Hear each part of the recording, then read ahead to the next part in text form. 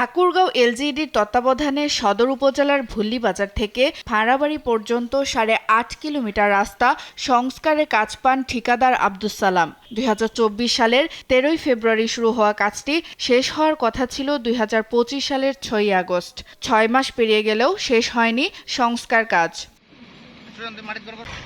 রাস্তাটি খনন করে ইটের সুরকি ফেলা হয়েছে, ধুলোবালি উড়ে অস্বাস্থ্যকর পরিবেশ তৈরি হয়েছে। তো রাস্তার কাজটা হলে মনে হয় ভালো হয়, কিন্তু রাস্তার কাজ হচ্ছে না, মানুষজন অনেক অসুস্থ হচ্ছে ধুলাবালি দিয়ে। গাড়ি কোনোভাবেই চালান যায় না, ঠিক আছে। যে খুয়া খালি হচ্ছে, চাকা খালি লিক হচ্ছে, মানে ফাইটা যাচ্ছে, এই অবস্থা। বরাদ্দ হওয়ার পরে রাস্তাটা তো ভাঙলো, ভাঙার পর থেকে এই ইটের গিট্টি বিচার পর থেকে কন্ট্রাক্টর নাই, রাস্তার কাজ এইভাবে পড়ে আছে। স্থানীয়দের অভিযোগ, কতিপয় ব্যক্তি ঠিকাদারের কাছে চাঁদা দাবি করার কারণেই কাজ ফেলে রেখে চলে গেছেন তিনি।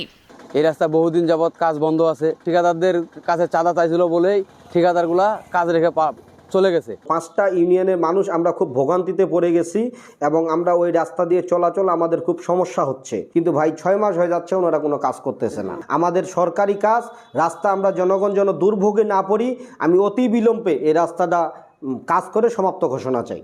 7 দিনের মধ্যে এই ঠিকাদারই বাকি সংস্কার কাজ শুরু করবে বলে জানিয়েছেন উপজেলা প্রকৌশলী। উপজেলা পরিষদে আমরা মিটিংয়ে ডিসি অফিসে এখন বর্তমান পেন্ডিং আছে। এটা গাছগুলো নিলাম হয়ে গেলেই তা বাদেও ঠিকাদার আমার সাথে কথা হয়েছে, উনি 7 দিনের মধ্যে কাজ শুরু করবে।